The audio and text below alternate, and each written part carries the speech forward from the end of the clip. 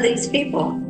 Just as a warning, this one's going to be a bit graphic in nature. So as far as if you are triggered by the sexual assaults and just general atrocities, I would come back in 15-30 minutes.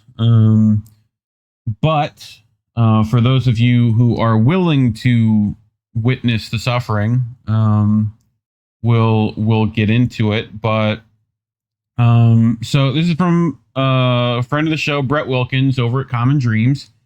Writes, every atrocity imaginable, litany of Israeli war crimes continues. So, as Israel Defense Forces, or occupation forces, bombing continued to kill and maim large numbers of Palestinians across the Strip over the weekend and into Monday, the discovery of the bodies of medical workers who were apparently executed by their captors, and the publication of several reports in which Israeli soldiers admits to torturing prisoners and using civilians as human shields, have drawn renewed war crime accusations and calls for accountability. How many in that one paragraph alone? Anyway.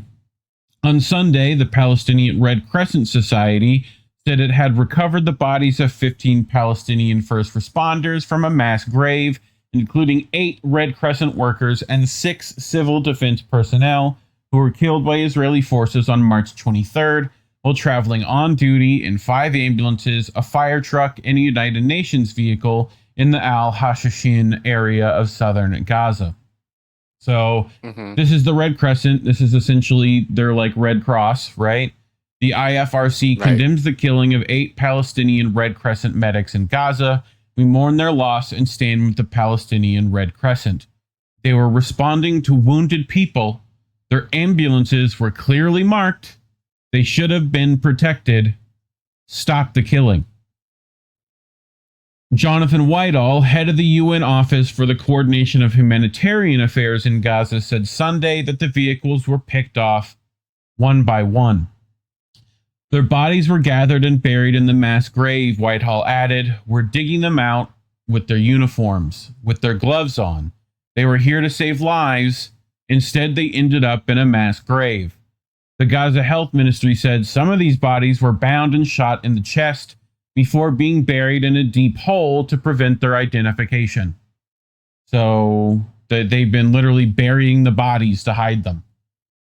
Accusing Israel of a heinous crime, the ministry called on UN agencies and relevant international bodies to conduct an urgent investigation into these crimes and hold the occupation accountable for committing them. So here's Jonathan Whitehall, right? This is those Red Crescent uniforms that clearly look like medical staff, right? So today, on the first day of Eid, we returned and recovered the buried bodies of 8 Red Crescent, civil defense, and 1 UN staff member. They were killed in their uniforms, driving their clearly marked vehicles, wearing their gloves, on their way to save lives. This should never have happened. Eva Kareen Bartlett says one of them had his clothes removed from his upper body and another one is beheaded. Palestinian civil defense spokesperson Mahmoud Basal gave a detailed account of the conditions of the bodies of the Red Crescent and civil defense workers who were discovered buried in a mass grave in Tal al-Shaitan, Rafah. The victims had been executed at point-blank range by Israeli forces after being detained during a coordinated rescue mission. Their ambulances were later found bombed, and their bodies were missing for days until UN, OSHA, Palestinian Civil Defense, and Red Crescent crews exhumed the mass graves. The hands of many were zip-tied, and the signs of field execution were evident on their corpses. Remember, Collin, when people were talking about Rafah being a red line? Remember that? That's now. That's Rafah. Here's the red line. Do something, please. Thank you very much. As IDF spokesperson said, troops opened fire on the convoy because it was advancing suspiciously toward their position. Following an initial assessment, it was determined that the forces had eliminated a Hamas military operative, Muhammad Amin Ibrahim Shubaki, who took part in the October 7th massacre, along with 8 other terrorists from Hamas and the Islamic Jihad. Gee, where have we heard that before, Collin? Like, every time. Ugh. So... Yeah, we killed him, but trust us, this guy was horrid. Israel officials routinely claim, often with little or no evidence, that Palestinian first responders, UN workers, journalists, and other civilians that it kills are members of Hamas or other militant resistant groups. Speaking of journalists, this is Hassam Shabbat. He knew he would be framed like this. Israel's army has released fabricated dossiers framing us. The last remaining journalists in northern Gaza reporting on Israel's extermination and ethnic cleansing as, quote, terrorists. This blatant and belligerent attempt to transfer us, the last witnesses in the north, into killable targets is an assassination threat, an obvious attempt to preemptively justify our murder. We would like to remind everyone that murdering our colleague, Ismail al-Ghul, Israel released a document that claimed he supposedly received a military ranking on July 1st, 2007, when he would have been a 10-year-old child. So the numbers don't add up, do they? Eva Bartlett, regarding the false Israeli claims that the ambulances carry Palestinian resistance fighters, in January 2009, Eva volunteered with Palestinian medics of the Red Crescent Society, riding in their ambulances in northern Gaza to document their work and who the victims they rescued were. The ambulances did not carry Palestinian resistance fighters. There were no weapons in the ambulances. Israel claims this to justify the unjustifiable, slaughtering medics. The Israeli army killed one medic I had worked with, firing a dart bomb directly at his ambulance, killing him. An Israeli sniper fired at least 14 shots at medics, and another ambulance I was in, first targeting uniformed Palestinian medics during ceasefire hours, shooting one medic in the leg, and shooting our ambulance. The International Federation of Red Cross and Red Crescent Society said in a statement Sunday that it is outraged by the killings, which it called the single most deadly attack on the Red Crescent workers anywhere in the world since 2017. After 7 days of silence and having access denied to the area of Rafah, where they were last seen, the bodies of ambulance officers Mustafa Kufaga, Saleh Mumer, and Ezzedine Sha'ath, and first responder volunteers Muhammad Balul, Muhammad Al-Hila, Asraf Abu Labda, Raid Al-Sharif, and Rafat Radwan were retrieved today. The statement noted ambulance officer Assad Al-Nasra is still missing. So, shout out for me for, I think, getting all those names close. You know? It was tough for me, dog. But nothing that at least 30 Red Crescent workers and volunteers have been killed by Israeli forces during the war. IFRC Secretary General Jakan Shapangan, that one I probably butchered. I am heartbroken. These dedicated ambulance workers were responding to wounded people. They were humanitarians. They were emblems that should have protected them. Their ambulances were clearly marked. They should have returned to their families. They did not. Even in the most complex conflict zones, there are rules, Champagne stressed. These rules of international humanitarian law could not be clearer. Civilians must be protected. Humanitarians must be protected. Health services must be protected. So, agreed. Our network is in mourning, but this is not enough, he added. Instead of another call on all parties to protect and respect humanitarians and civilians, I pose a question. When will this stop? All parties must stop the killing and all humanitarians must be protected. Journalist Muhammad Al-Safin compared the killings to last year's IDF massacre of 6-year-old Hind Rajab, 5 of her relatives, and 2 PRCS medics who rushed to the site of the attack in a doomed bid to rescue the wounded child after she called for help. We did cover that too, I do believe. So, on Sunday, the British newspaper The Independent published an investigation into alleged Israeli tortures of Palestinians detained at facilities included Offa Prison in the illegally occupied West Bank and the notorious base in the Negev desert by the name of Sid Taiman.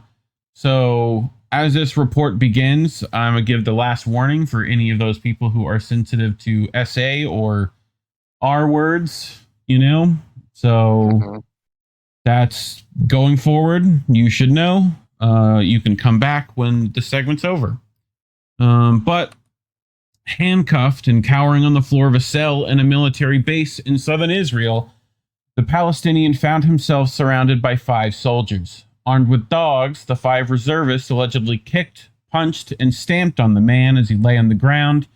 Continuing their assault, they are accused of attacking him with taser guns and sharp objects.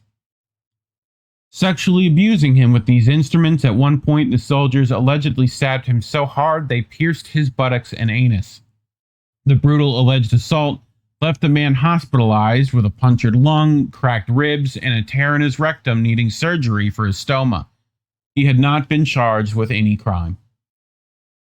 So, I mean,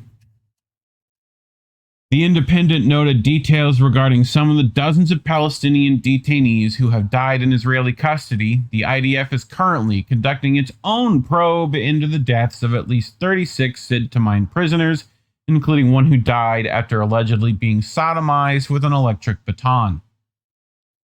The fact that we see some signs of abuse means that this is probably the tip of the iceberg, said one Israeli physician who had overseen multiple autopsies on dead detainees. So, this is from Translating Palestine. Israel civilians were invited to Israel torture camps to watch nude Palestinians get searched and raped. According to the testimonies of Palestinian women released by the IOF, both female and male Israeli soldiers raped Palestinian women from Gaza and the West Bank. The testimonies were presented during the UN Commission of Inquiry's public hearing on March 11, 2025.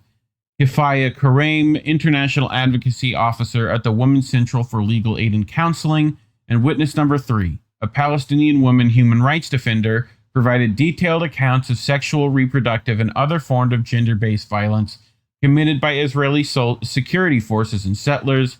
This was part of the Commission's 3rd round of hearings to document violations against Palestinians with a focus on crime targeting women's bodies. So let's go here and here. She was taken to Sid Taiman and she was nude searched over and over again and filmed, and then she was raped twice by Israeli male soldiers, 2 of them at a time, while videotaping her. We have also one testimony of a woman who was also taken. She says she was also raped by an inspection device by a female soldier more than once. They inserted the inspection device in her rectum. We have also one testimony of a woman saying that she was strip searched and they would beat her on her behind and they would humiliate her in front of each other. Most of the women also who were taken from Gaza, West Bank, and Jerusalem said they were beaten on their genitals, which has made it to conclude that there must have been a directive that's been given to the Israeli army to treat women in such manner, because in Jerusalem you're treated by completely different law enforcement than in Gaza or in the West Bank. But all these women said they were beaten on their genitals. And I could just add on about the women who were forcibly disappeared in Gaza. Like I said before, it was usually as they were fleeing south through the safety corridor, they were abducted at the checkpoint. Many were taken to the Zakim detention center and the Negev detention center, and all together in one large hall, forced to strip completely naked and just sit in this hall, the women amongst each other and the men amongst each other. And it's also been reported and known that Israeli civilians are invited to come to this detention center and mock the Palestinian prisoners while they're naked, photograph them, and watch them as if it's a zoo. So that's something that we've seen. Also, when it comes to checkpoints, like I said, it's where the sexual violence happens and it goes unreported. So we have a testimony of a teenage girl who was made to undress a man because he refused to undress. They made her undress him, even though she's not related to him. She doesn't know who that man is. And while being searched and touched and molested on their breast and on their genitals as well. So despicable things are being done. She was taken to and we are actively playing a part in doing them. So In an anonymous testimony leaked to The Independent, one Sid Taman guard described prevailing attitude of, "Yes, they need to be beaten. It must be done. We began looking for opportunities to do so," the soldier said, adding that when he spoke out against the beating of one detainee, he was told, "Shut up, you leftist. These are Gazans. These are terrorists.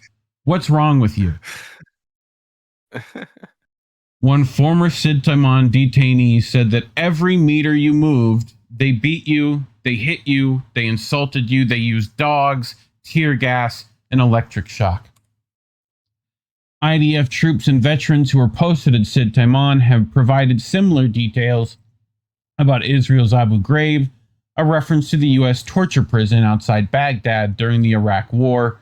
Israeli doctors and medics have described forced starvation and 24-hour shackling so severe that prisoners have had limbs amputated.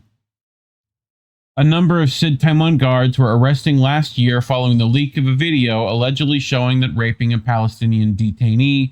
The arrest outraged far-right Israelis, a mob of whom stormed Sid Taman in a failed bid to free the accused guards. I do remember that the right to rape, that was that movement. So, as The Independent noted, among these held in Israeli detention are many of Gaza's healthcare workers, including doctors, nurses, and paramedics.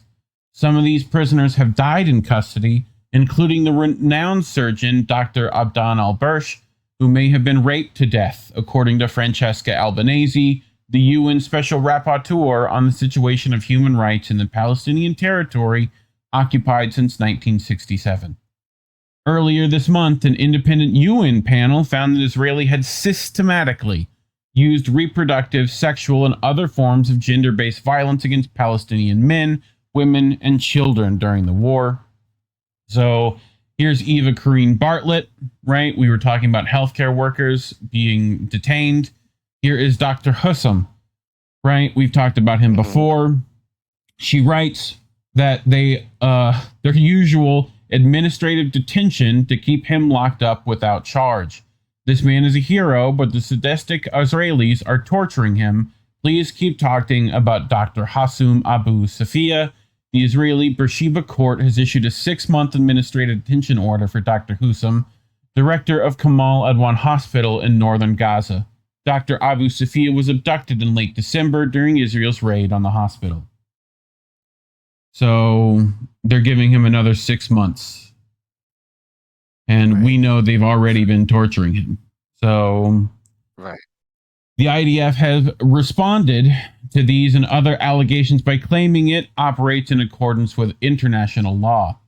However, the International Criminal Court last year issued arrest warrants for Israeli Prime Minister Benjamin Netanyahu and former IDF Minister Yoav Gallant, who ordered a complete siege of Gaza, blamed for deadly starvation and disease there for alleged war crimes and crimes against humanity. Israel is also the subject of an ongoing ICJ case brought by South Africa.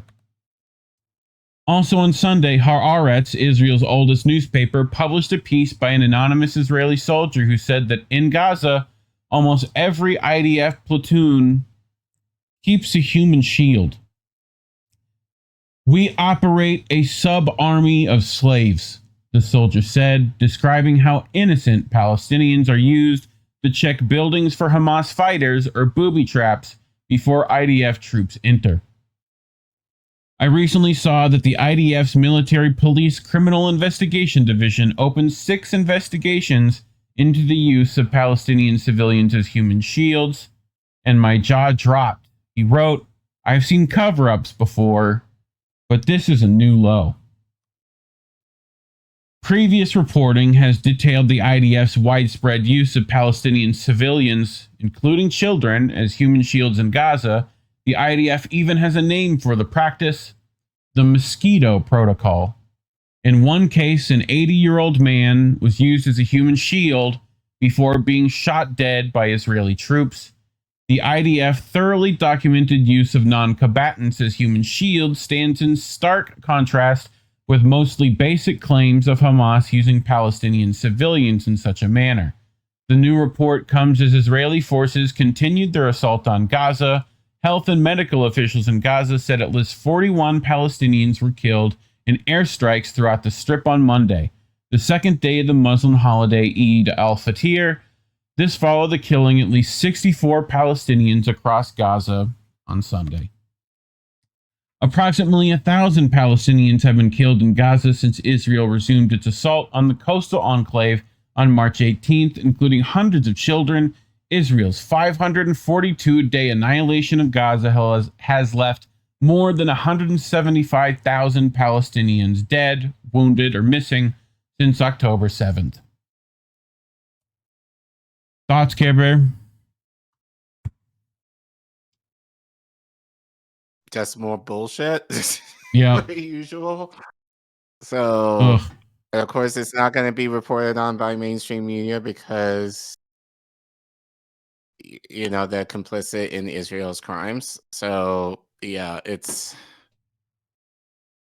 same shit, different day. Yep. Basically. Unfortunately. So, Free Palestine! From the river to the sea! unfortunately, until Palestine is free, I will continue to do these stories. So that's most likely why we're demonetized. So you can scan this QR code you see on your screen. Go to ko-fi.com/indienewsnetwork. Scan that QR code, or it's always in the doobly-doo. We appreciate any monetary support you can give. If not, like and subscribe. Please share the video and make sure to leave a comment. It's how you beat suppression. So we appreciate it. And otherwise, thanks for watching.